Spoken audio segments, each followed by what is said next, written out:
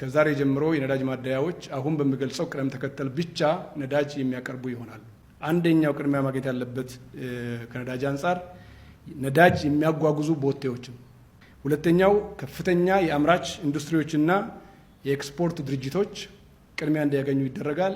ሶስተኛው በግንባታ ላይ ያሉ ልዩ ትኩረት የሚሹ የመንግስትና ቁልፍ የግል ፕሮጀክቶችም ጭምር በነዳጅ ምክንያት እንዳይቆሙና እድገታችን እንዳይጎዳ በከፍተኛ ጥንቃቄ ነዳጅ መቅረብ መቻል አለበት። 2 እና 3 ላይ ያሉት በቀጥታ ተጠቃሚ ማዕቀፍ የሚስተናገዱ ሲሆን በማደያ የሚስተናገደው ቁጥር 1 ላይ ያስቀመጥኩት ነው። 4ኛ ላይ የገቢና የውጭ ምርት የመሰረታዊ ፍጆታ ምርቶች እና ሸቀጣሸቀጦች እየጫኑ የጭነት ተሽከርካሪዎች ቅድሚያ ማግኘት መቻል አለባቸው። 5ኛው የግብርና ስራችን ለማዘመን የሚያገለግሉ የእርሻ ትራክተሮች ያሉበት አካባቢ ላይ ልዩ ትኩረት ሰጥቶ የእርሻ ትራክተሮችም ነዳጅ እንዲያገኙ የሚደረግ ይሆናል።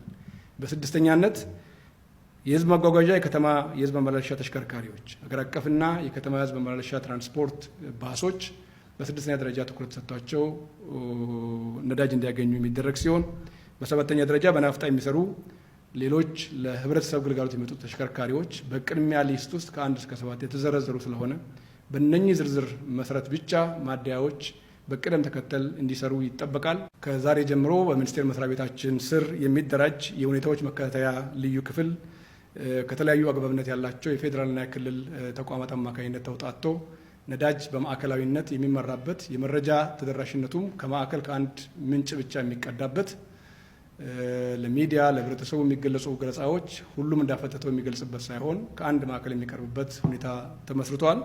የሁኔታዎች መከታተያ ልዩ ክፍሉ ከፌዴራል የሚመለከታቸው አካላት የንግድ ሚኒስቴር፣ የገንዘብ ሚኒስቴር፣ የጉምሩክ ኮሚሽን፣ የፌዴራል ፖሊስ፣ የብሔራዊ ደህንነትና መረጃ፣ ሌሎች ተቋማትም ነዳጅ እና ኤነርጂ ባለስልጣን፣ ነዳጅ አቅራቢ ድርጅት በጋራ ሆነው በአንድ ክፍል ውስጥ በጋራ 24/7 የሚከታተሉበት ስርዓት ዘርግተናል። ከክልል የፕሬዝዳንት ጽህፈት ቤት ኃላፊዎች፣ የንግድ ቢሮ ኃላፊዎችና የክልል ፖሊስ ኮሚሽን ኮሚሽነሮች የሚሳተፉበት ሲቹዌሽን ሩም አደራጅተን በልዩ ሁኔታና ጥበብ ነዳጅን በቁጠባ የምንጠቀምበትን ስርዓት የመትከል አቅጣጫ ተከትለናል። እስካሁኑ ጉዞ ነዳጅ በማቅረብ በማሰራጨትና በግብይት ዙሪያ ወደ 658 ሰዎች በህግ ቁጥጥር ስር ውለው አስፈላጊው የእርምት እርምጃ በመወሰድ ላይ ይገኛል። በድምሩ 720,039 ሊትር ነዳጅ በጸጥታ አካላት ቁጥጥር ስር የተወረሰና ለመንግስት ገቢ የተደረገ መሆኑን ማንሳት ያስፈልጋል።